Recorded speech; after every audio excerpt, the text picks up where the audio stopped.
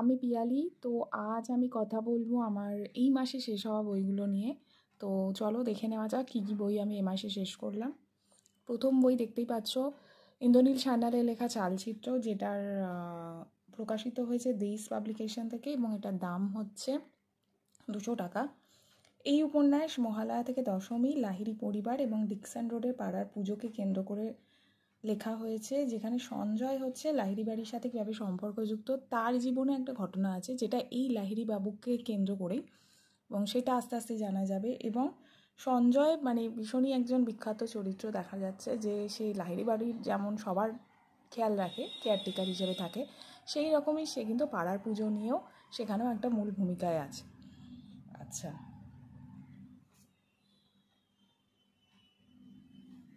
উপন্যাসটি লেখার ধরনের মধ্যে যে বয়স এবং যে মানসিকতা এবং যে একটা স্বাভাবিক ঘটনার প্রবাহ যেগুলো দেখা গেছে, সেটা বেশ ভালো লেগেছে। একটা পাড়ার পুজো এবং সেখানে কিছু ছেলে মেয়ে মিলে কাজ করছে, এবং এই যে একটা আড্ডা হচ্ছে, কী ধরনের আলোচনা হচ্ছে সেই আড্ডায়, সেই জায়গাগুলো আমার বেশ ভালো লেগেছে। এবং কিছু কিছু কথা, কিছু কিছু ডায়লগ, কিছু কিছু কথা, কিছু কিছু জায়গা আছে যেগুলো বেশ ভালো ছিল। মানে মোটামুটি এই বইটা হচ্ছে বাঙালিদের দুর্গা উৎসব এবং বিভিন্ন সংস্কৃতির মেলবন্ধন, পরিবারতন্ত্র, এইসব নিয়ে লেখা। এই ছিল আমার প্রথম বই, চালচিত্র, ইন্দ্রনীল সান্যাল। এবং এই বইটাতে পুরোপুরি পুজো শুরু হওয়া থেকে শেষ পর্যন্ত পুরো ভাইবসটা পাওয়া যাবে, পুরো যে ফিলটা ওইটা কিন্তু পাওয়া যাবে। পুজোতে পড়ে ফেলার মতো একটা অত্যন্ত ভালো বই। তো এই হলো আমার প্রথম বই, চালচিত্র, ইন্দ্রনীল সান্যাল। এরপর আমি যে বইটা নিয়ে কথা বলবো সেটা হলো লক্ষ্মী মেয়ে নষ্টমে, অনিরুদ্ধ রাহার লেখা।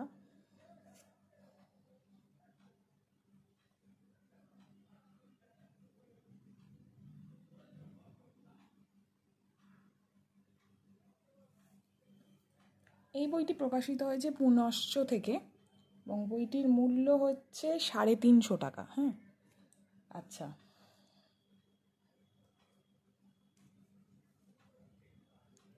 এই বইটিতে মহিলাদের স্বাধীনতা বলবো না, আমাদের সামাজিক একটা স্বাধীনতার কথা বলা হয়েছে। এখানে সমাজের ছোট ছোট বিষয়গুলোকে তুলে ধরা হয়েছে, যে কোথা থেকে এই যে মহিলাদের ওপর অত্যাচার হোক বা এই ক্ষমতার যে একটা আধিপত্য হোক, এগুলো কোথা থেকে আসছে। ঠিক আছে, এখানে কোথাও কোথাও আমাদের মানে মেয়েদের বড় হতে গিয়ে যে ধরনের শিক্ষা দেওয়া হয়, যে ধরনের কথাবার্তা আমরা শুনে থাকি, যে ধরনের সামাজিক কালচার একটা আছে, সামাজিক একটা আবহ আছে, সেই সমস্ত কিছুই এখানে তুলে ধরা হয়েছে। যে মেয়েদেরকে কোথাও একটা মেয়েদের প্রবণতাই থাকে নিজেদেরকে বিসর্জন দেওয়া, এবং মনের ভেতরে একটা ভয় থাকে যে আমায় কে দেখবে।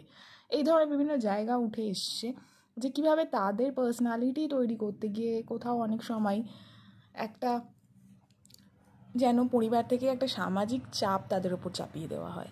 অনেক সময় অনেকের ব্যক্তিত্বতেই এটা দেখা যায়, এবং সেখানে তারা মনে করে যে তাদের সবসময় কাউকে দরকার লাগবে। ঠিক আছে, তারা নিজেদের দায়িত্বটা খুব একটা নিতে পারে না বলে হয়তো কখনো কখনো এমন কিছু কাজ করে ফেলে যেটা হয়তো শুধু সমাজকে বা আশেপাশের লোকেদের জন্য করছে, কিন্তু নিজেদের ব্যাপারে তারা ওইভাবে ভাবতে শেখেনি, বা তারা ভাবে এটাই তারা, মানে এর বাইরে গিয়ে তাদের যে একটা জীবন আছে, ভূমিকা আছে, এগুলো তারা খুব একটা বুঝতে পারে না বা বোঝার জায়গায় থাকে না। এবং তারপর যখন বিপদ আসে তখন সমাজের দিকে আঙুল তোলে, ছেলেদের দিকে আঙুল তুলতে পারে, সিস্টেমের দিকে আঙুল ওঠে। কিন্তু সেখানে তো মানে যে কোনো জায়গায় আমি যদি কারোর হাতে ক্ষমতা তুলে দিই, তাহলে সে তো ক্ষমতার অপব্যবহার করতেই পারে না। তো সেই জায়গাটা, হ্যাঁ অবশ্যই অপব্যবহার করা উচিত না, সেখান থেকেও একটা হিউম্যানিটি কোয়েশ্চেন আসে, সে সমস্ত কিছু। এবং সেখান থেকে উঠে এসছে বিভিন্ন ধরনের প্রসঙ্গ,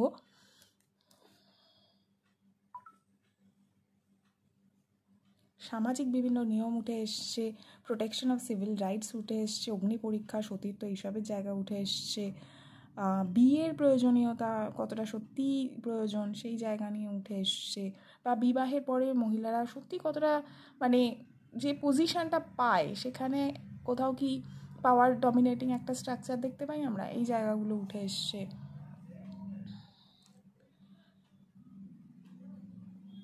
কোয়ান্টাম মেকানিক্স, ইনকমপ্লিটনেস থিওরিজম, হাইজেনবার্গের পজিশন মোমেন্টামের ধারণা, এগুলো উঠে এসছে। সাংস্কৃতিক আধিপত্য কীভাবে মেয়েদেরকে গ্রাস করে বা সমস্ত মানুষকেই গ্রাস করতে পারে এবং তাদের নিজস্ব পরিচিতি হারিয়ে যেতে পারে, এই ধরনের জায়গাগুলো কিন্তু এখানে উঠে এসছে। তো এই ছিল আমার এর পরের বই, লক্ষ্মী মেয়ে নষ্টমে, অনিরুদ্ধ রাহা লেখা। আচ্ছা, এরপর হচ্ছে ভূত চতুর্দশীর পর কৃষ্ণাণুকুণ্ডু। এই বইটি প্রকাশিত হয়েছে অভিযান থেকে এবং বইটির মূল্য হচ্ছে 200 টাকা। অদিতি আর ঐশ্বরীর নির্মম মৃত্যুর পর কিছু মানুষের সত্যি উন্মোচন হবে এবং সমাজের প্রতিষ্ঠিত ক্ষমতাবান কিছু মানুষের আসল পরিচয় এবং তাদের বিকৃত মানসিকতা নিয়েই গল্পটাতে মানুষের সামনের চেহারা এবং পিছনের অভিসন্ধিমূলক এক বিকৃত চেহারার পরিচয় পাওয়া যায়। খেতি পাগলির আচরণ এবং গল্পটিতে কিছু দৃশ্যকে এমন অদ্ভুত নির্লিপ্তভাবে বর্ণনা করা যায় যে সমাজের বিকৃত জায়গাকে নির্লিপ্তভাবে দেখার জায়গাটাকে কোথাও যেন একটা নির্দিষ্ট করে দেখায়। বিষয়বস্তু বাস্তবধর্মী এবং সমাজের কিছু বিশেষ বাস্তব দিককে প্রকটভাবে সামনে তুলে ধরা হয়েছে। গল্পটিতে লেখক প্রেম, জটিল মানসিকতা, বিকৃত মানসিকতা, লোভ, উচ্চাসা, ভূত চতুর্দশী একটি দ্বারকাক নিয়ে একটা অলৌকিক আবহ তৈরি করেছে। কোথাও মনে হয়েছে লেখক ভৌতিক আবহের মধ্যে দিয়ে সঠিক বিচারের জায়গাটাকে তুলে ধরতে চেয়েছে। তো এই ছিল আমার পরবর্তী বই, ভূত চতুর্দশীর পর কৃষ্ণাণুকুণ্ডু। আচ্ছা, এর পরের বইটি হচ্ছে রুধির জাতিকা, মৃগাঙ্ক চক্রবর্তী। বইটি প্রকাশিত হয়েছে দ্বীপ প্রকাশনী থেকে। এর মূল্য হচ্ছে 275 টাকা। এই উপন্যাসটি গ্রিক রোমান পুরাণের নিষিদ্ধ অধ্যায় থেকে কলকাতার বেশ্যাপল্লী, উপদেবতা, বিদেশি কাল্ট, বিকৃত যৌনাচার, খুন, বিকৃত সঙ্গম, অমানবিক কিছু আচরণ নিয়ে লেখা। 1915 কলকাতার বেশ্যাপল্লীতে নির্মমভাবে খুন হবে বেশ কিছু মহিলা এবং পুরুষ। সেই রহস্য অলৌকিকতার সমাধান করবে পুলিশ ইন্সপেক্টর সতীশ চন্দ্র। নন্দনগড়, ইজিপ্ট, ব্যাবিলন, রোম এর কিছু অমানবিক বিকৃত উপাচার, যৌনাচার, মেয়েদের বিরুদ্ধে জোর করে কিছু বিকৃত উপাচার মানতে বাধ্য করা, এই সব কিছুর ভয়ঙ্কর বর্ণনা এই বইতে পাওয়া যায়। কীভাবে যন্ত্রণার সাথে কোনো মেয়ের মৃত্যু হলে তাদের আত্মা ফিরে এসে শেষ করছে সমস্ত পৈশাচিক মানুষগুলোকে, তার বর্ণনা এখানে পাবে। জাপানের কাওয়াসাকি অঞ্চলে কানামারা মাতসুরি নামে একটা উৎসব হয় যা যোনিকে কেন্দ্র করে অনুষ্ঠিত হয়। লিঙ্গ পুজো আমাদের সভ্যতায় ভারত, চীন, জাপান, মিশর, তিব্বত, ভুটান, গ্রিস, রোম সমস্ত জায়গায় কতটা প্রচলিত, এর সাথে জড়িত যে মানসিকতা সেগুলো এখানে উঠে এসছে। ফিঙ্গারপ্রিন্ট কীভাবে ম্যাচ করা হয়, কোনো অপরাধমূলক ঘটনায় তার বিশদ বিবরণ কীরমভাবে দেওয়া আছে, এইসব। ধর্মের নামে আচার বিচারে কীভাবে এসেছে যৌনাচার এবং ধর্ম লোপে যৌনাচার প্রধান হয়ে দাঁড়িয়েছে সেই বর্ণনা আছে। যেখানে কোনো অপদেবতা বিকৃত যৌনাচারের প্রতীক, সেখানে উঠে এসেছে এক ভয়ঙ্কর দেবী সেই অপদেবতাকে শেষ করার জন্য। তো এই সব জায়গাগুলো কিন্তু এখানে উঠে এসছে। তো এই ছিল আমার শেষ বই, রুধির জাতিকা, মৃগাঙ্ক চক্রবর্তীর লেখা। আচ্ছা, এরপরে আমি একটি বইয়ের কথা বলতে ভুলে গেছি যেটা আমি সদ্য শেষ করেছি। এটি আমি একটি লাইব্রেরি থেকে নিয়ে পড়েছি। তো এই বইটির নাম হলো আনন্দধারা। এটি লিখেছেন সায়ন্তনী পুতুতুন্ডু এবং এই বইটির যে বিষয়বস্তু সেখানে দেখানো হচ্ছে যে এখানের মূল বিষয়বস্তুই হচ্ছে SMS ফ্রেন্ডশিপকে নিয়েই কীভাবে বন্ধুত্ব তৈরি হচ্ছে এবং এই কৌশিকী এবং কৌশিকীর দাদুর ক্যারেক্টারটা ভীষণভাবে ইন্টারেস্টিং। কৌশিকীর সাথে কৌশিকীর দাদু অ্যান্ডি মানে অনাদির যে সম্পর্কটা সেটা ভীষণ ক্যাজুয়াল, ভীষণ একটা মানে বন্ধুত্বের মতন সম্পর্ক, যেটা একটু বেশি মনে হবে যেন উনি মিশে গেছেন এই বয়সের সাথে এবং উনি বলে দিচ্ছেন যে এই যে SMS বন্ধুত্ব করার যে একটা অফার আসবে কৌশিকীর কাছে, কীভাবে সবার সাথে থেকে দূরত্বে থেকেও নিজেকে একটু আকর্ষণীয় করে তুলতে হয়, এই ধরনের আলোচনাও উনি করছেন ওনার নাতনির সাথে। কৌশিকের জীবনে একটা ঘটনা আছে, ওর মা বাবা মারা গেছিলো অ্যাক্সিডেন্টে, সেই জায়গাগুলো আছে এখানে। কৌশিকের জীবনে এই যে বিভিন্ন ধরনের পুরুষ আসছে এবং সেইটা দিয়ে একটাভাবে সমাজকে দেখিয়েছেন এখানে লেখিকা। তো সেটা একটা জায়গা। আবার এটাও দেখিয়েছেন কোথাও যে নিজেদের মানসিকতার উপরে কিন্তু কোথাও কে বা কারা আমাদের জীবনে আসছে সেগুলো কোথাও নির্ভর করে। ঠিক আছে, এবার সেখানেও কিছু কিছু জায়গায় কৌশিকীর জায়গাগুলোকে দেখা যাবে এবং সেখান থেকেও মানে গল্পটি আমার আসলে এই উপন্যাসটি খুব একটা ভালো লাগেনি এবং এই উপন্যাসে আবার কিছু কিছু জায়গা খুব ভালো লেগেছে, যেমন এই দাদুর জায়গাটা, দাদুর যে বিহেভিয়ারটা দেখানো হয়েছে এটা খুব বন্ধুত্বপূর্ণ নয়, বাট খুব মানে আমার মেনলি ওদের সম্পর্কের থেকেও ভালো লেগেছে এই যে দাদু নিজের মধ্যে একটা বয়সকে ধরে রাখতে পেরেছে, মানে সে যে বুড়ো হয়ে গেছে তার কিন্তু চেতনা তার মধ্যে নেই, সে কিন্তু জীবনটাকে উপভোগ করছে।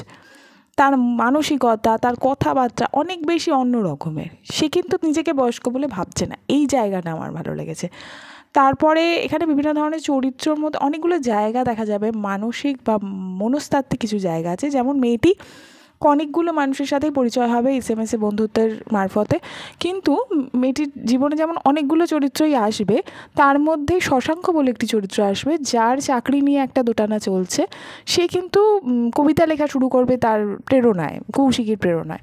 কিন্তু যখন তাকে দেখবে যে সে খুবই বোকা বোকা একজন, খুব একটা আকর্ষণীয় নয়, এবং যখন সে বুঝতে পারবে যে তার কাছ থেকে কৌশিকী কিছুই পাবে না, তখন মানে তার সাথে কথা অবধি না বলে সে চলে যাবে, যে একটা অমানবিক ব্যবহার মনে হয়েছে আমার কোথাও। এবং কতটা নিজের ব্যাপারে খুব চেতনা থাকলেই একটা মানুষ এটা করতে পারে। আবার কোনো জায়গা থেকে মনে হতে পারে যে হয়তো মেয়েটি ভীষণভাবেই তার সময়কে, তার তার নিজস্ব ভ্যালুকে ভীষণভাবে গুরুত্ব দেয়, সেখান থেকে হয়তো সেটাও তার অধিকার আছে, হতেই পারে যে সে এমন মানুষদেরকে জীবনে রাখতে চেয়েছে যাদের সাথে থাকলে তার জীবনে উন্নতি হবে কোথাও। কারণ তার জীবনেই এতগুলো বন্ধুর মধ্যে থেকে শেষ পর্যন্ত শুভজিৎ এবং কোথাও নীরব, এই দুজন মানুষের একটা ভূমিকা বেশ ভালো মতো দেখা যাবে। দুজনেই ওর থেকে অনেকটাই বয়সে বড়। শুভজিৎ একজন বিখ্যাত গায়ক এবং সে বিভিন্ন মেয়েদের সাথে বিভিন্ন রকমের সম্পর্ক রেখে বেড়ানোটাই তার কাজ, এরকমভাবেই তার পরিচয়টা দেওয়া হয়েছে। এবং সেখানে দেখা যাবে যে শুভজিৎ কিন্তু কৌশিকীর প্রতি একটু বিশেষ আকর্ষণ অনুভব করবে, এবং কৌশিকীকে তার গানের সাথে ডুয়েট করানোর জন্য সে কিন্তু কোথাও একটা অন্য মেয়েদেরকে যেমন অনেক রকম প্রমিস করে রাখে না, কিন্তু কৌশিকীর ক্ষেত্রে কৌশিকীও যেমন চালাকি করে আগে তার নিজেরটা গুছিয়ে নেবে, যে তুমি আগে আমাকে একদম কন্ট্রাক্টে সাইন করাবে, তবেই আমি তোমার সাথে ডুয়েট করব। তো তার ভবিষ্যতে যেমন সে পাকা করে নিতে চাইবে, সেই রকমই শুভজিতেরও কিন্তু একটা আকর্ষণ তার উপর থেকে যাবে। সে যতই বড় গায়িকা হয়ে যাক এবং তার জীবনে যতই অন্য কেউ থাকুক, শুভজিৎও কিন্তু তার সাথে সেই ঘনিষ্ঠতাটা রেখে দিতে চাইবে।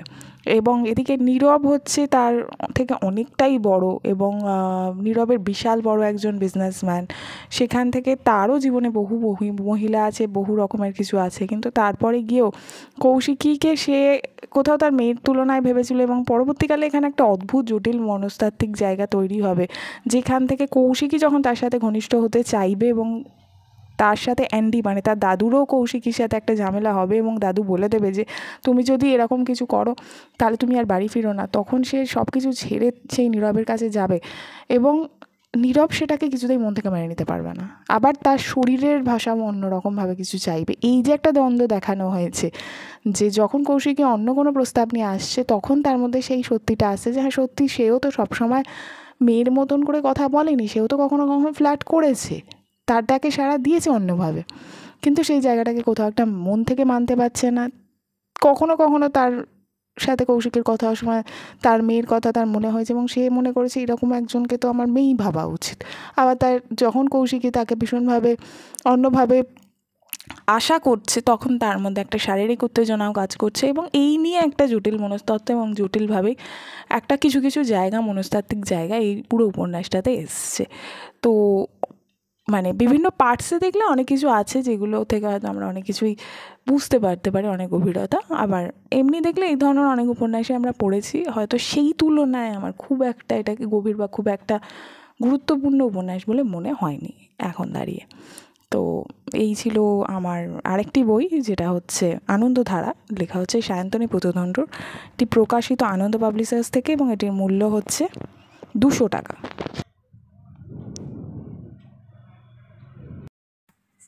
আচ্ছা, আরও কিছু উপন্যাস আমি এর মধ্যে শেষ করেছি এই মাসে, সেগুলো নিয়েও আমি একটু বলতে চাই। তো তার মধ্যে সেগুলো সবকটাই হচ্ছে কথা সাহিত্য থেকে, 1430-এর কথা সাহিত্য।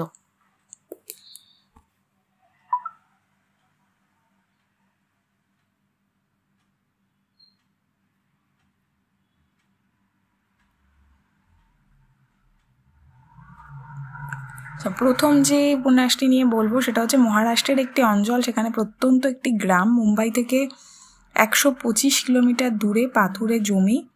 এটা আমি বোধহয় বলেওছি একবার, কথা সাহিত্যের ওই বইটি নিয়ে একটি আলোচনা আছে আমার চ্যানেলে, তো সেইখানেই বলেছি যে গ্রামের নাম ডেঙ্গনমেল। যাই হোক, তো গল্পটার মধ্যে এটাই আছে যে গ্রামের নাম ডেঙ্গনমেল।